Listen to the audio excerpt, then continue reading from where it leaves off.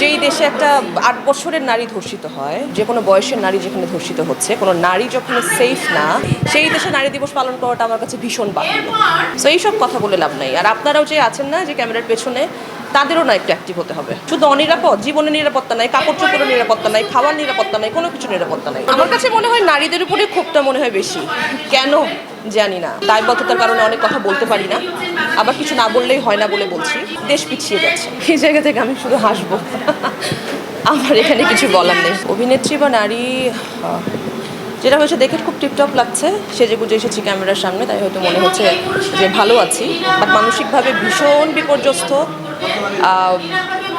যেই দেশে একটা ৮ বছরের নারী ধর্ষিত হয়, শুধু ৮ বছর কেন, যে কোনো বয়সের নারী যেখানে ধর্ষিত হচ্ছে, কোনো নারী যখন সেফ না, একজন নারীর পোশাক নিয়ে তো সবসময় আমাদের দেশে কথা হয়েছে, আমরা জানি। একটা নারীর শারীরিক গঠন নিয়ে অসভ্য, অশালীন, জঘন্য, বর্বর কথা যেখানে হয়, সেই দেশে নারী দিবস পালন করাটা আমার কাছে ভীষণ বাহুল্য। মানে আমি লজ্জিত একজন নারী হয়ে যে আজকে নারী দিবসে আমাকে এভাবে কথা বলতে হচ্ছে। যারা উপরে আছেন, যারা কাজ করছেন, শুধু আলোচনা, সমালোচনা, পর্যালোচনা করে যাচ্ছেন, তারা প্লিজ একটু নারীদের দিকে তাকান, তাদের সেফ অ্যান্ড সিকিউরিটির গ্যারান্টিটা একটু দেন, তারপরে অন্য আলাপে যান। এটাই বললাম যে আমরা এটাকে কখনো শুনেছি যে একজন নারীর শারীরিক গঠন নিয়ে এরকম বর্বর, অসভ্য, অশালীন কথা কেউ বলবে। আমি এখনো কাঁপছি, আই এম স্টিল শিভারিং। আমি জানি না আমি কি করব।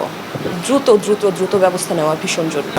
জানি না, আলোচনা তো চলেই সারাক্ষণ, সব তো কি পর্যালোচনা, আলোচনা চলে সারাক্ষণ, জানি না। আবদার, দাবি এবং অনুরোধ, আসলে আবদার দাবি বলে তো লাভ নেই, এখন অনুরোধ করছি যে দ্রুত সমাধান করেন, দ্রুত বিচারের আওতায় সবাইকে নিয়ে আসেন, দ্রুত সমাধান করেন, এতটুকু।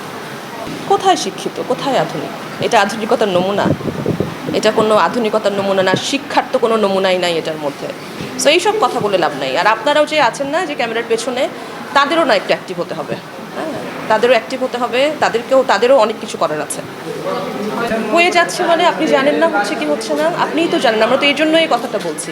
শুধু অনিরাপদ, জীবনের নিরাপত্তা নাই, কাপড় চোপড়ের নিরাপত্তা নাই, খাওয়ার নিরাপত্তা নাই, কোনো কিছু নিরাপত্তা নাই।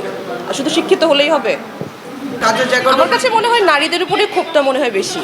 কেন জানি না, অনেক কথাই বলা যায়, বাট আসলে দায়বদ্ধতার কারণে অনেক কথা বলতে পারি না, আবার কিছু না বললেই হয় না বলে বলছি।